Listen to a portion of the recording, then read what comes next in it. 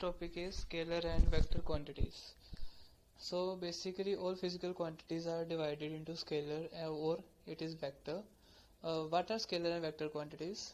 First of all, we are going to do its definitions. That is scalar quantities. Scalar quantities has only magnitude but no direction, and vector quantities have both. That is, it has magnitude as well as direction. तो इसे हम समझते हैं किस तरह से कि अगर मैं कोई स्केलर क्वांटिटी बोलता हूँ तो मुझे उसके साथ उसकी डायरेक्शन बताने की ज़रूरत नहीं है, लेकिन वेक्टर क्वांटिटी में उसका मैग्नीट्यूड एंड डायरेक्शन दोनों बताना पड़ेगा। मैंने इसकी एग्जांपल्स भी लिखी हैं, जैसे कि लेंथ, तो 5 मीटर, 20 मीटर, 20 किलोमीटर, ये सब लेंथ है, लेकिन किस डायरेक्शन में है हम कोई बात नहीं कर रहे। टाइम 5 मिनट, 6 मिनट, 24 आवर्स, कुछ भी हो सकता है, लेकिन डायरेक्शन की ज़रूरत नहीं है। टेम्परेचर भी केल्विन में है, डायरेक्शन की ज़रूरत नहीं है। अगर मैं यह भी वेक्टर की बात करूँ तो फोर्स होते हैं, इसके यूनिट्स न्यूटन, लेकिन फोर्स किस तरफ को लगी है ये भी बताना यहाँ ज़रूरी है। तो direction is also important in vector quantities.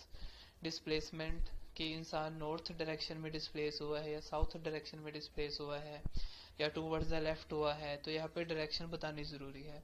अगर यहाँ पे डिस्टेंस होता तो हम डायरेक्शन ना बताते। ठीक है, तो बेसिक इसमें यही डिफरेंस है।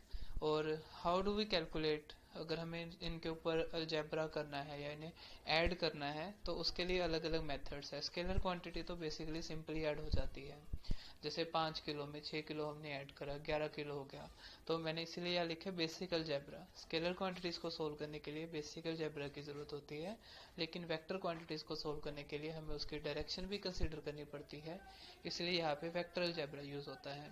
ये एक बहुत लेंथी अलग सा टॉपिक है, तो इसको हम अगली वीडियोस में जरूर करेंगे। तो इसके लिए मैंने एग्जांपल लिखी है डॉट प्रोडक्ट, क्रॉस प्रोडक्ट, तो दो तरह से इसका प्रोडक्ट भी होता है, मल्टीप्लाई करने के लिए अलग अलजेब्रा यूज होता है। नेक्स्ट हमारा टॉपिक है how to represent vector quantities. तो वेक्टर क्वांटिटीज को रिप्रेजेंट करने के लिए हमें यहाँ पे जैसे मैंने किया है, ए के ऊपर एरो लगाई है, तो अगर एरो ऊपर लगी हो तो इसे हम कहेंगे कि एक वेक्टर क्वांटिटी है।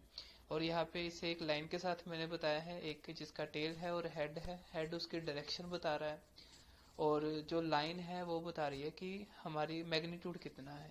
हम इसे अंदाज़ा लगा सकते हैं कि इसका मैग्नीट्यूड कितना है, या हम साथ में इसे लिख भी लेते हैं। अब नीचे कंपैरिजन से हमें ज़्यादा पता लगेगा, जैसे यहाँ पे ए बी दो वेक्टर्स हैं, दोनों का मैग्नीट्यूड सेम है क्योंकि लेंथ जो है उस एरो की वो सेम है। ठीक है, तो दोनों की डायरेक्शन भी सेम है। अब सी डी यहाँ पे दो वेक्टर्स हैं, लेकिन दोनों का डायरेक्शन ऑपोजिट है। लेंथ दोनों की सेम है बट डायरेक्शन ऑपोजिट है। और ई एंड एफ यहाँ पे डायरेक्शन सेम है, लेकिन लेंथ हमें दिख रही है कि अलग अलग है। ई जो है वो छोटा है, एफ जो है उससे डबल है। ठीक है, तो मैग्नीट्यूड एंड डायरेक्शन दोनों ही हमें यहाँ पे मायने रखती है वेक्टर क्वांटिटीज में। यूनिट वेक्टर एक छोटी सी डेफिनेशन है, आ जाती है एग्जाम्स में। तो यूनिट वेक्टर क्या होता है? Vector have magnitude 1 is called unit vector. Direction कोई भी हो सकती है, अगर उसका मैग्नीट्यूड 1 हो तो हम उसे यूनिट वेक्टर कहते हैं।